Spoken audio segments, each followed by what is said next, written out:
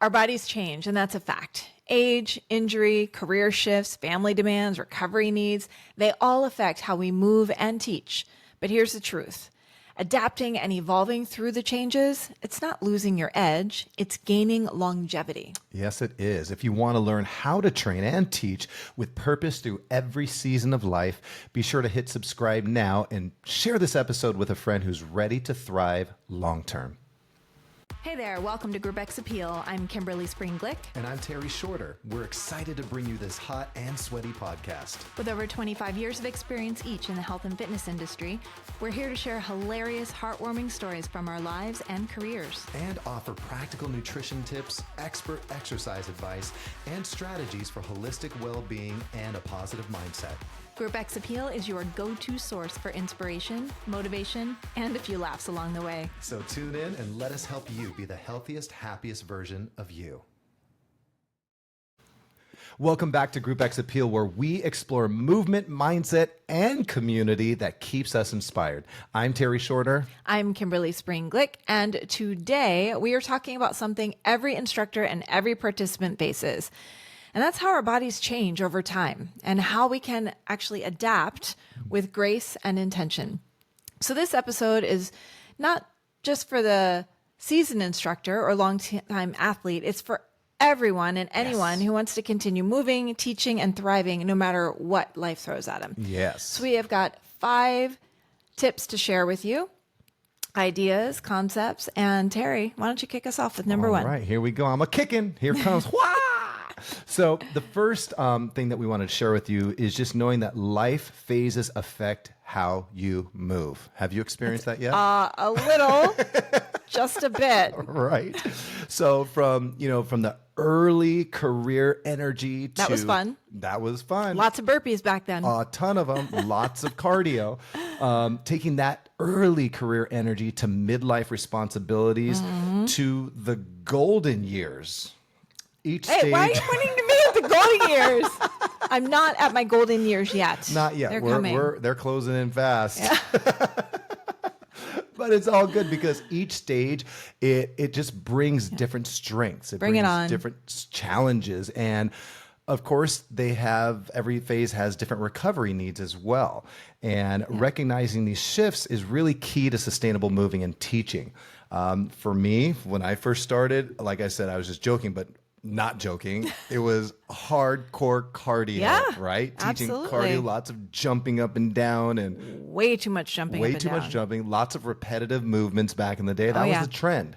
And so aerobics. Yeah, aerobics. High impact aerobics. Basically what I remember. at like 160 beats per minute. At least. Yeah. At least. Yeah. Like Energizer bunnies nonstop, right? And I look back now, because that's 25 years ago, over 2.5 decades, I look back, I'm like, how did I do that? Number one. Clearly it was not sustainable. Yeah, because I'm not doing it anymore. And I'm still dealing with aches and pains from it. Yeah. Very true. And for sure, we were just talking about offline before we pushed record today. The recovery needs it's a real deal. It's a real thing. Yeah. It's no joke. Massages like every day if I could, I would do if massages. I could, I swear. I do like one every 2 weeks, and I think it's not enough. Right.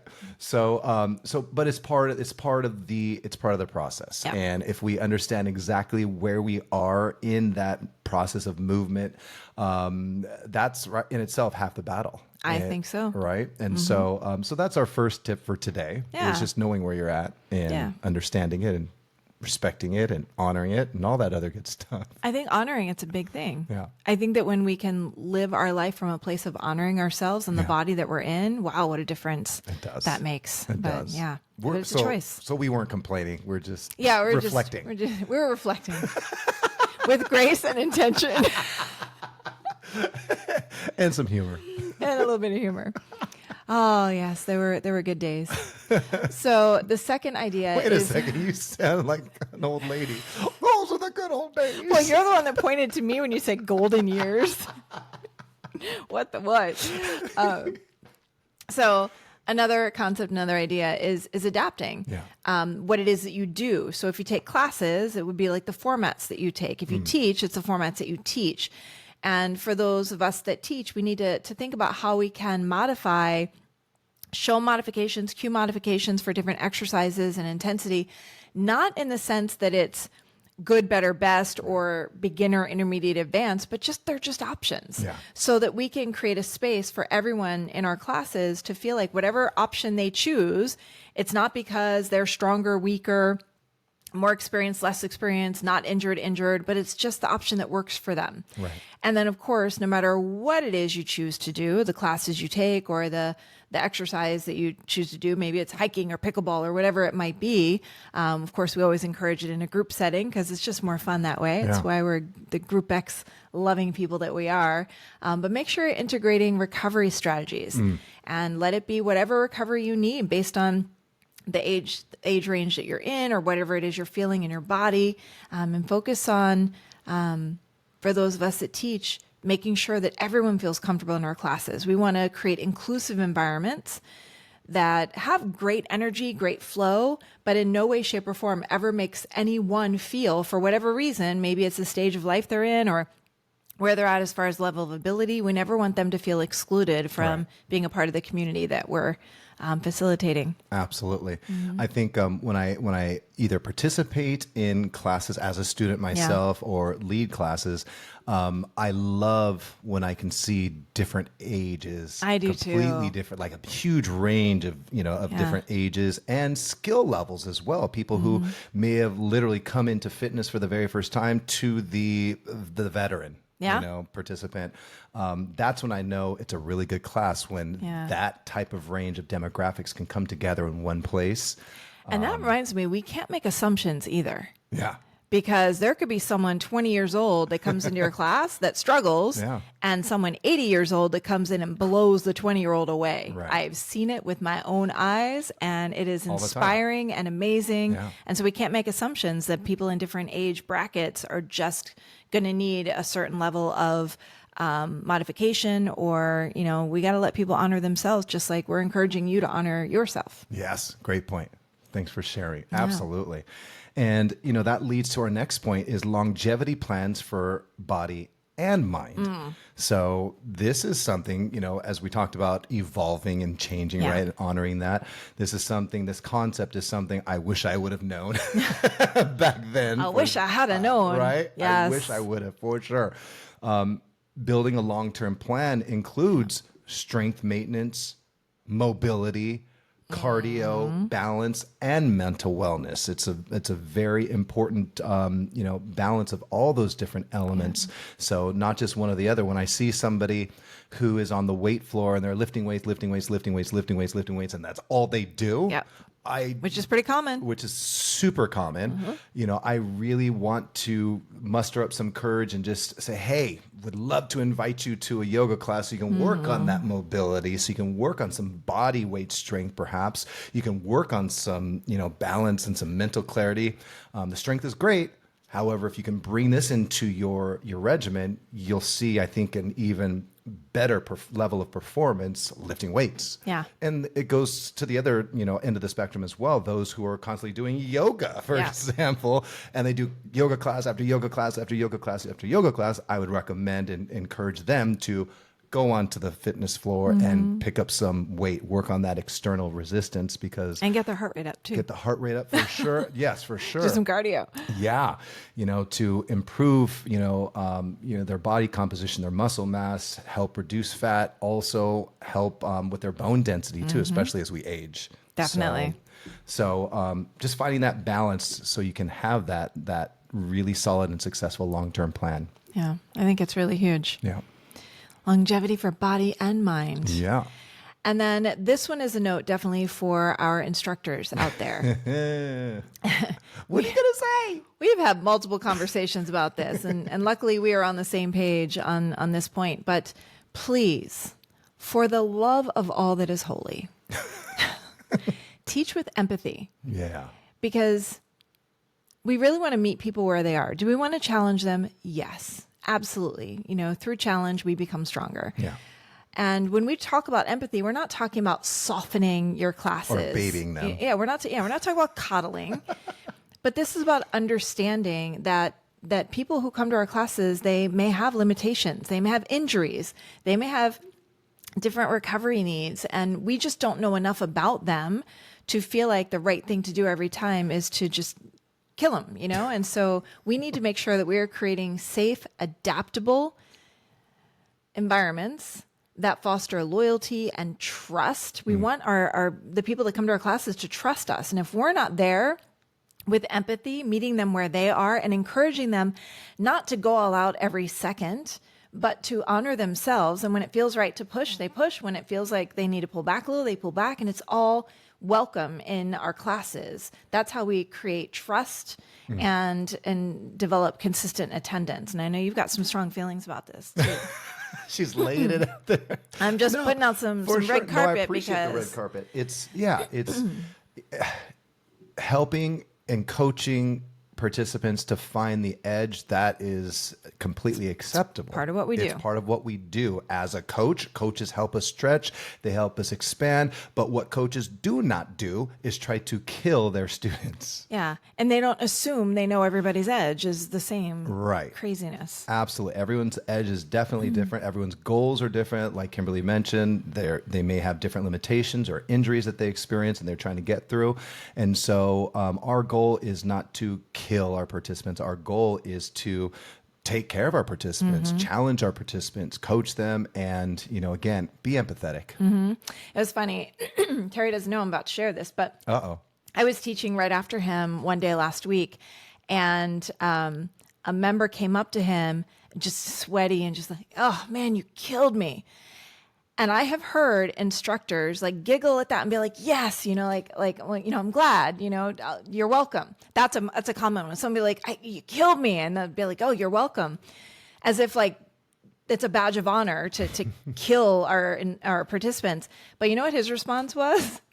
Just as sweet as it could be. He goes, "Well, I hope I killed you in a good way." So you could just, I know, right? But it was just his immediate response was to make sure like the person's okay. Like because his intention is not to kill the person. No. When you go to his class, you will be challenged. I can promise you that. And that's all this person was really saying was like, you really challenged me. They were not injured. They were not hurt. But the way they verbalized it was, "Man, you killed me." And he was like, "Oh gosh, I hope it was in a good way."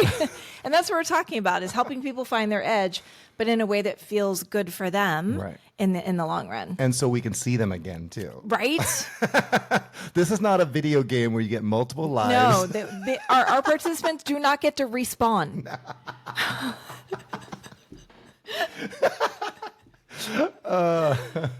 I could tell you have a teenage boy. I know. As soon as I said that, I'm like, "Yep." I love it. So our fifth and final, tip is thriving through adaptation, right? You absolutely can thrive through adaptation. You don't have to move or teach the same way forever. No. I mean, you absolutely should not move or teach the exact same way forever. Adapting strategies really keeps your classes fresh and keeps your body healthy. Your body needs the change. It craves the change. It asks for the change, right? Yep. And if you don't listen, it will demand the change. It will demand the change, and you won't be happy with some of your body's demands. No. Right? Don't make it shout. Right, absolutely. So embrace change as a tool for growth. Yeah. I mean, that's truly what it's there for. It's a tool for resilience. It's a tool for long-term impact, and that's why we do this, right? We're at the clubs, we're teaching, or we're taking classes, so we can do this forever into our 80s, our 90s, and hopefully beyond. Right. We don't want to burn out like a shooting star. We want to thrive with longevity. Keep shining. Yep.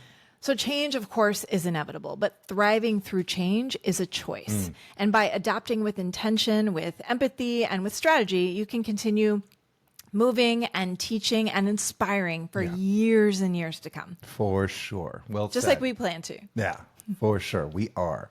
So thank you so much again. We encourage you to tag us at Group X Appeal and share how you or students are adapting to life seasons. And we would love to celebrate your progress. And we, as always, it just means the world to us that you continue to follow us. Thank you. give us some feedback, rate us, and review the show. So that way we can continue helping instructors and participants thrive. Definitely. Yeah. And then a reminder for you, for those who are listening as this podcast comes out, which is in January of 2026. It's actually from the time this is releasing, it's this coming Saturday. It's January 24th. So if you're listening to this as it's published live, we are leading a workshop for fitness pros and enthusiasts alike. But the focus is no sweat income opportunities for fitness pros. So we're going to be getting together via Zoom at 1 p.m. Pacific Standard Time. So that's going to be 4 p.m. East Coast time.